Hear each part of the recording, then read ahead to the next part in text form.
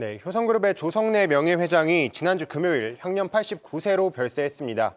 네, 조 명예회장은 별명이 조대리라고 할 정도로 이 실무형 총수로 알려졌는데요. 이 섬유사업뿐만 아니라 24개 사업체를 합병, 매각하면서 지금의 효성그룹을 만들어냈습니다. 자, 그랬던 효성그룹이 새로운 도전에 직면했습니다. 이른바 형제의 난이라고 불리는 이 경영권 분쟁도 있었는데, 자, 이제는 조현준 회장, 조현상 부회장을 필두로 해서 이 제3세 경영체계를 내꾀하고 있습니다. 네, 그런데 이 지분을 정리하는 과정에서 새로운 투자 기회를 모색할 수 있다, 이런 목소리도 나오고 있는데요. 자, 경영권, 지분 정리 조금 복잡할 수 있는데 제가 취재한 내용들 알기 쉽게 정리해 드리겠습니다. 네, 오늘 고 조성래 명예회장 빈소에 정적의 인사들이 줄줄이 좀 찾았다 이런 소식도 전해지고 있던데 효성그룹 3세 경영이 이제 본격화된다 이런 의미잖아요. 네. 어떤 변화들을 좀 주목해야 되는지 궁금한데. 네, 쉽게 말씀드리면 장남이랑 부회장이랑 각자 지주사를 나누고 여기 자회사를 나눠 갖는다라고 생각하시면 됩니다. 네. 자, 근데 이 효성그룹이 특이한 게 있는데요. 이 지주사뿐만 아니라 이 주요 오너 일가들이 이 자회사들의 지분을 많이 갖고 있다는 겁니다. 제가 자료로 한번 준비를 해봤는데요. 보시면 효성 첨단 소재, 중공업, TNC 보시면은 저기 흰색이 지주사고 노란색, 분홍색, 저 하늘색 같은 게 오너 일가의 지분인데요. 보시면 거의 20% 이상씩 지금 들고 있습니다. 그런데 지금 제가 말씀드린 게 회장이랑 부회장이랑 나눠 갖는다고 말씀을 드렸잖아요. 네. 그러니까 이 과정에서 자회사들을 나눠 가져야 되는데 지분을 매각할 수밖에 없겠죠. 그렇다면은 이 지분을 아무리 재벌들이라도 이 팔 때는 비싸게 팔고 싶고 이 살 때는 싸게 사고 싶잖아요. 그렇기 때문에 자회사들의 좀 주가가 올라갈 수 있는 포인트가 될 수 있다라는 목소리가 나오고 있는 겁니다. 이 계열사들이 되게 많아가지고 좀 정리가 필요할 것 같은데 네. 어떻게 좀 사이좋게 나눠 갖는 구조인 거죠? 제가 좀 이것도 정리를 해봤는데요. 사이좋게라고 볼 수 있을지는 모르겠습니다. 그래요? 일단 네, 조 회장이랑 이 조 부회장이 있는데 네. 조 회장은 섬유, 화학, 중공업 이렇게 기존의 핵심 사업들을 가져가고요. 부회장은 첨단 소재 비롯해서 비상장 기업들의 지휘봉을 들게 됩니다. 지금 나오고 있는데요. 사실 이 별다른 이슈가 없다면 6월 임시주총 거쳐서 7월 달에 지금 저 구조로 가게 되는데 사실 지주사 지분만 놓고 보면은 조 회장이 21.9% 들고 있고요. 부회장은 그것보다 0.5% 적습니다. 그런데 분할은 한 걸 보면 거의 8대 2 수준이거든요. 자, 근데 이게 그럼 어떤 의미냐라고 보면은 부회장이 이 지분은 많은데 분할은 적게 받으니까 향후에 지분 정리가 끝나고 나면은 현금을 많이 확보할 수 있다라는 의미가 됩니다. 네. 자, 이게 어떤 의미냐면 향후에 지주사의 지분을 매입할 때 쓸 수도 있겠지만 향후에 효성 첨단 소재 같은 곳에 조금 더 투자를 통해서 이 사업의 경쟁력도 확보할 수 있다 이렇게 볼 수 있으니까 향후에 이 현금의 방향성이 어디로 흘러갈지 이 부분도 지켜보셔야겠습니다. 네.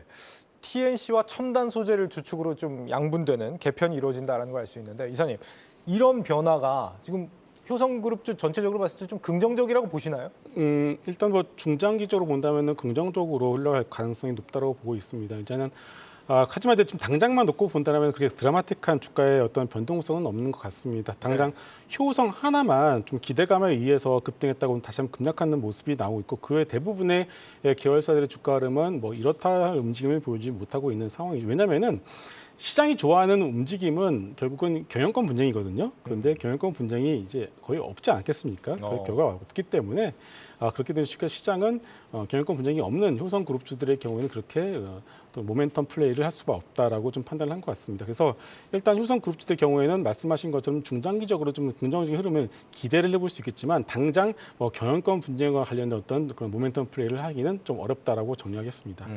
정 기자, 혹시 TNC 첨단 소재 말고도 좀 주목해봐야 될 계열사가 또 있을까요, 우리가? 네, 물론 좋은 기업들 많긴 한데 제가 시간 관계상 효성중공업 하나만 제가 설명을 드리려고 하는데요. 이 효성중공업의 사업 부문부터 제가 한번 정리를 해드렸습니다. 중공업 부문이랑 건설 부문 크게 두 개로 나뉘는데요. 중공업은 변압기나 차단기 만드는 부문이고요. 건설은 아파트, 오피스텔 짓는 거죠. 그래서 제가 좀 성장세를 비교하기 위해서 2022년, 23년 거 준비를 해봤는데 건설 부문 오른쪽 보시면 거의 차이가 없거든요. 근데 중공업은 보시면 거의 2배 정도 영업이익이 차이가 납니다. 그게 물론 당연하겠지만 많이 방송이 나왔지만 전력 수요 늘어나고 있고 향후에 AI 시대 관련해서 전력 더 늘 수 있다 이런 기대감 때문에 나오고 있는 겁니다. 사실 이게 효성중공업뿐만 아니라 이 업황이 자체가 전반적으로 지금 좋거든요. 제가 그래서 오늘 오전에 나온 제가 좀 따끈따끈한 자료를 준비해봤는데 보시면은 올해 1월부터 해가지고 쭉 지금 올라가고 있거든요. 그만큼 지금 초고압 변압기의 잠정 수출 실적인데 그만큼 업황이 좋다. 그래서 효성중공업도 미래에 충분히 성장할 수 있다는 기대감이 조성되고 있다 정도로 이해를 하시면 되겠습니다. 저 데이터가 오늘 오전에 나왔군요. 네, 그렇습니다. 또 하나 있다. 네. 네, 또 하나 말씀드리고 싶은 게 일각에서는 근데 또 이번에 체제 개편하면서 효성중공업이 건설, 이 변압기 다 들고 있는데 건설을 팔 수도 있는 거 아니냐라는 목소리도 나오고 있긴 한데요. 사실 이게 내부적으로는 정해진 게 없다고 하고 이 당장에 실현될 가능성도 적다 이런 목소리도 나오고 있습니다. 네. 이사님 뭐 TNC, 뭐 첨단 소재, 중공업 뭐 굉장히 계열사 많은데 이 시점에서 제일 주목해봐야 되는 계열사 어디라고 보세요? 역시나 말씀을 해주신 것처럼 효성중공업이 탑픽이 될 수밖에 없는 것 같습니다. 예. 왜냐하면은 물론 결정된 건 아니지만은 효성중공업의 멀티플 상단을 맡고 있는 가장 큰 이유는 건설 부분입니다. PF 문제가 있기 때문이죠. 이제 시장에서 이제 상상하고 있는 거죠. 이게 만약에 건설 부분을 떼어내서 정리하게 되면은 멀티플을 더블로 줄 수 있다라고 좀 기대를 하고 있기 때문에 효성중공업에 좀 주목을 하고 있는데 물론 결정된 것은 아니겠죠. 근데 만약에 진짜 그것이 결정이 된다라면 효성중공업 주가는 급등할 가능성이 높을 것 같습니다. 네, 감사합니다. 정 기자, 오늘 두 번째 주제 결론은요? 네, 제가 오늘 말씀드린 내용들이 이 지분 정리나 이런 게 순탄하게 이루어진다는 걸 전제로 했기 때문에 네. 효성그룹 시즌3 순항 기대라는 내용으로 정리를 해보겠습니다. 알겠습니다.